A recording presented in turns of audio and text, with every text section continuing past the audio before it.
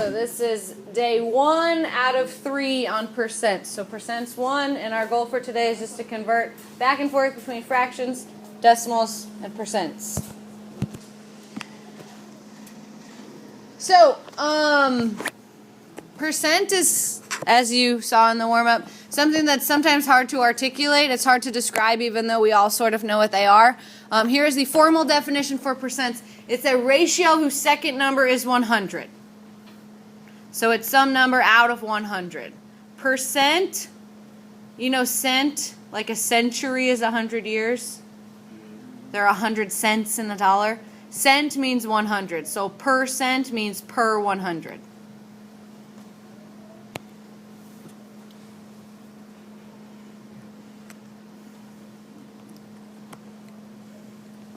So 100% actually means 100 out of 100. Remember, it's a ratio whose second number or bottom number is 100.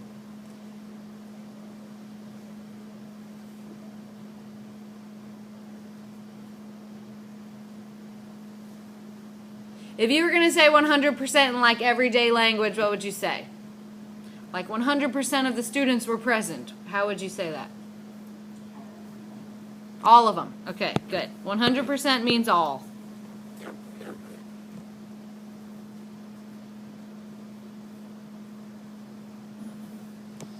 All right, if we're talking about 50%, that means 50 over 100. How would you say that in everyday language? Half. 50% is exactly half. Good. 5%. Well, that just means 5 out of 100. How would you say that? Like barely any? That's good. I like it. Barely. Barely any. Good. And then 0% is like saying 0 out of every 100, which is? None or nothing. Good. So, it is obvious you guys already have a lot of knowledge on percents. That's very good. Hopefully we can really practice it this week. Make sure we're all on the same page. Any questions on the vocab? Just basic knowledge on percents. So, today we're going to go back and forth between these three things: fractions, decimals, and percents. Do you see these big boxes? That's just an example of each. So 3/4 as a fraction, if you wanted to make it a decimal, would be 0.75. If you wanted to make it a percent, it'd be 75%. So the big boxes are the examples, and then the little arrows is how you would go from one to the other. So if you had a fraction and you wanted a decimal, you would just divide. If you had a decimal and you wanted a percent, you'd multiply by 100. Multiplying by 100 is the same thing as moving the decimal to the right 2 places. And then you can also do these things in reverse. When you go this way, you're dividing by 100. Or it's actually just moving the decimal to the left 2 places. And then this one's the trickiest one. What you're actually doing is multiplying the decimal by some power of 10 over itself. So like 10 over 10 or 100 over 100 or 1,000 over 1,000. I'll show you kind of a shortcut on this one. The way I like to think of it is however many digits are after the decimal, that's how many zeros you need in the denominator of your fraction. And then of course you simplify. So go ahead and write all this down. And then we're going to spend most of our time with examples today just practicing going back and forth. Whether I give you a decimal, you'll have to do fraction percent, or if I give you a fraction, you have to do decimal percent, and so on. So get these down, then we'll make a little chart. There's only 2 examples after the chart, so today's lesson does go pretty quickly. You guys have any questions on this as you're writing? Alright, now that you've had a little time to write, I want to clarify one of these, the trickiest one. I already kind of said it was the hardest one, was this guy right down here. So what this means is basically you have to figure out what you're going to multiply by. 10, 100, 1,000. It's always a multiple of 10. Okay, so actually a power of 10. How many numbers are after the decimal here? 2. That means you need 2 zeros in your denominator. 2 zeros would give us the number 100. Then you forget about the decimal altogether. Okay? What you basically did was you made this a fraction, and then you multiplied it by 100 over 100. Okay? So that moved your decimal twice, getting rid of the decimal altogether and putting it over 100. Then you just reduce. Well, 25 goes into both of them. It goes in the top 3. It goes in the bottom 4. So that is what this little arrow means. It's kind of tricky when you think about it as 10 to the n over 10 to the n. But that's basically what you're doing. You're forgetting about the decimal, and then you're just figuring out what power of 10 you need on the bottom. So if it was like 0.8, you would just put it over 10 because there's only one number after the decimal. If it was like 0.875, you'd put 3 numbers or 3 zeros on the bottom. You'd have 1,000. Okay, so it just depends what number you're working with. And again, we will practice on those. Do you guys have any questions at the moment?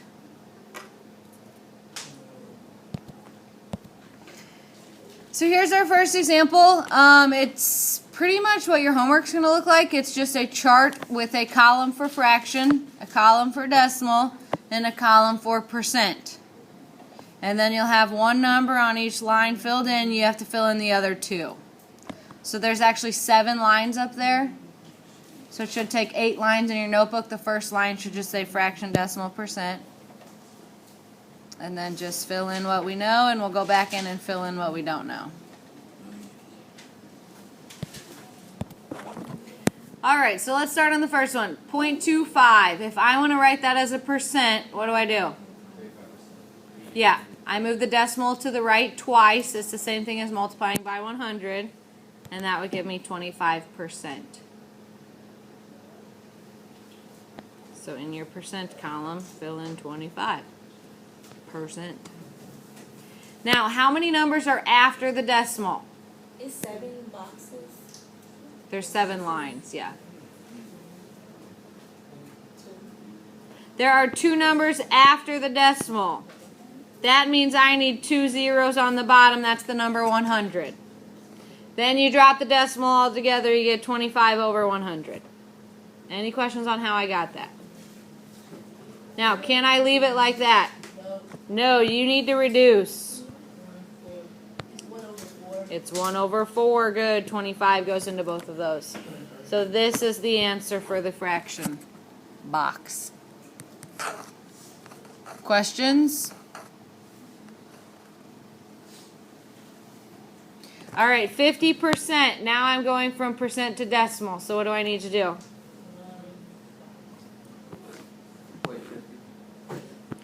0.50, or actually just 0.5 would work. The decimal starts at the end of the 50, right? Starts right here. You're moving it to the left twice. So 1, 2. 0.50 is the same thing as 0.5. You don't really need the 0. All right, now how many numbers are after the decimal here? 1.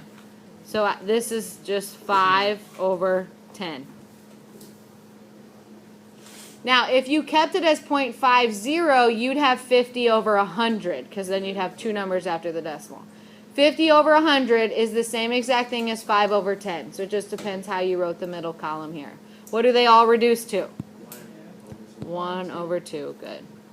So it doesn't matter if you left the 0 or not, it should still reduce to 1/2. Alright, hopefully you have a calculator. If not, I would suggest you go get one. Because the easiest way to go from fraction to decimal is to just type it in the calculator. What is 4 divided by 5?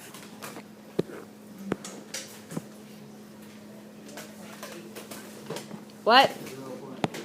0.8, good, or 0.8.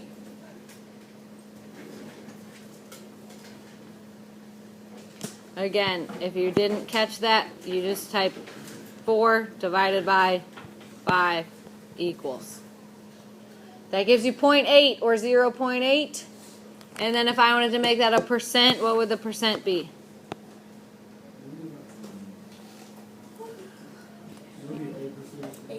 80%, because you'd move the decimal 2 places to the right. So 1, and then you have an extra one, so you need that 0 as a placeholder, so 80%. Questions? All right, 0.4%, or sorry, just 0.4 as a percent is what? 40, good, because you got to go 1, 2, you need a 0 as a placeholder, so 40%. And then how would I write it as a fraction? 4 over 10, because there's only one digit after the decimal.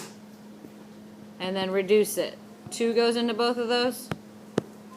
So what would that give you? 2 over 5.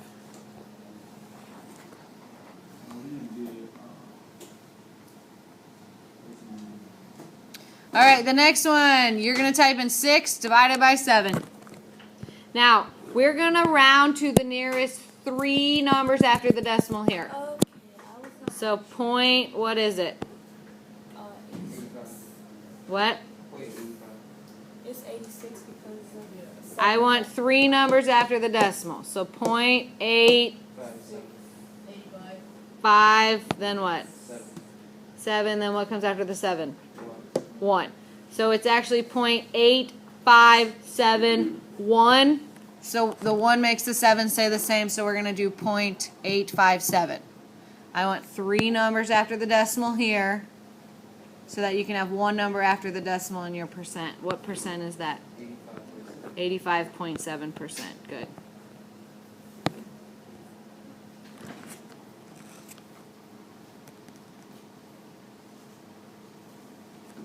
All right, for some reason everyone sort of loses their mind once they see something that's above a 100%. You do every single step the same way.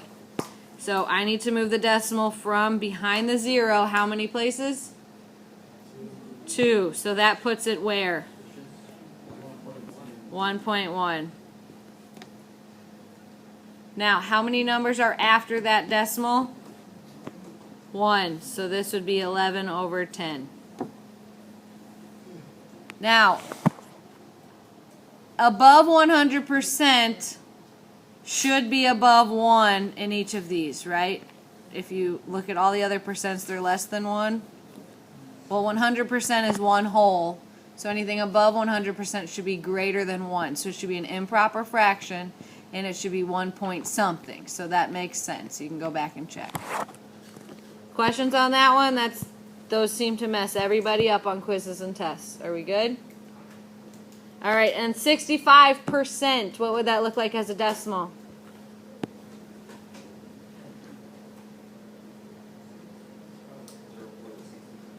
Yep, 0.65. And then as a fraction, it would be 65 over what? 100. 2 numbers after the decimal here, so 2 zeros in the bottom. And then you can divide top and bottom by 5. So we get 13 over 20. Good.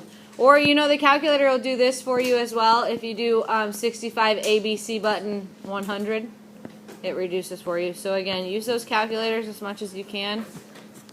They're a very helpful tool if you know what to type in. The ABC button, it is 3 buttons above the 7.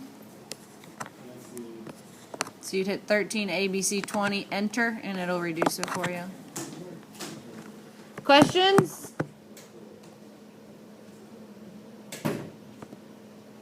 All right, we have 2 more examples. When everyone's ready.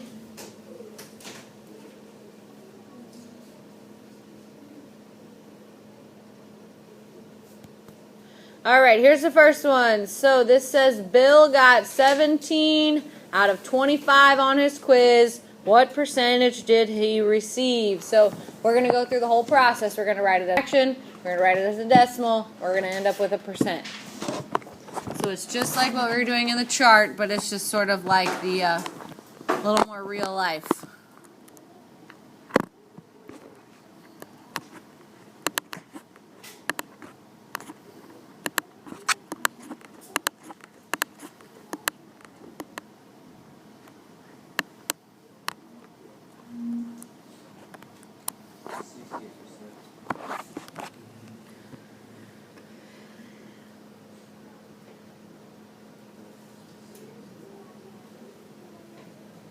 So how would we write Bill's grade as a fraction? You probably see this on a lot of assignments that you get back. 17 over 25. Good. Now, when you type that into your calculator, 17 divided by 25, what does it tell you? 0.68. Good. And then as a percent, that is what? 68%. So his grade was a 68%. How did Bill do? Not so good. Okay, that's a D.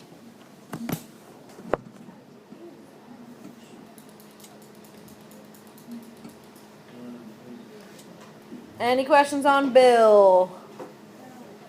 Good old Bill. He's not a failure. He's got 8% percentages before he's a failure. Any questions?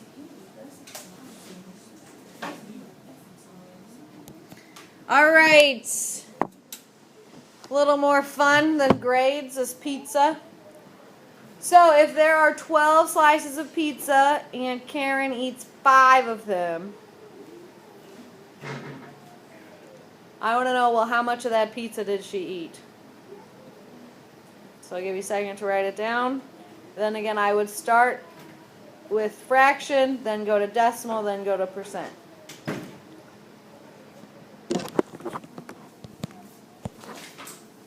Can someone give me a fraction of Karen's pizza eating? 2 and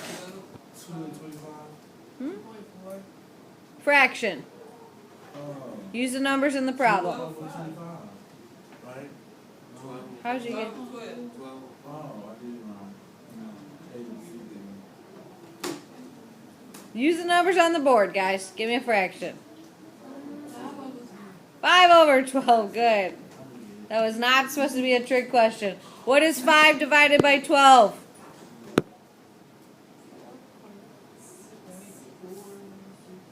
What is it? Point 4. 66666. So that would round to 0.417. And then what percent would that be? 41.7%. Good. Now, I'm just going to give you guys a little hint, a little insider information.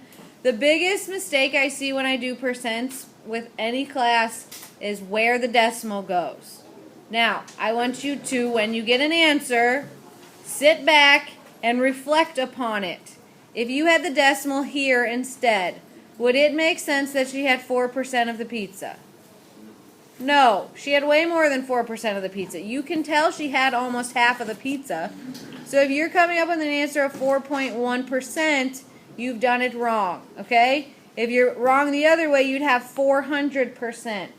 That would be 4 pizzas, not part of 1 pizza, okay? So double check your decimal. You can usually check your own mistakes if you just take, it takes literally 5 seconds to say, does this make sense? Yes or no. If it doesn't, then you need to rethink your problem.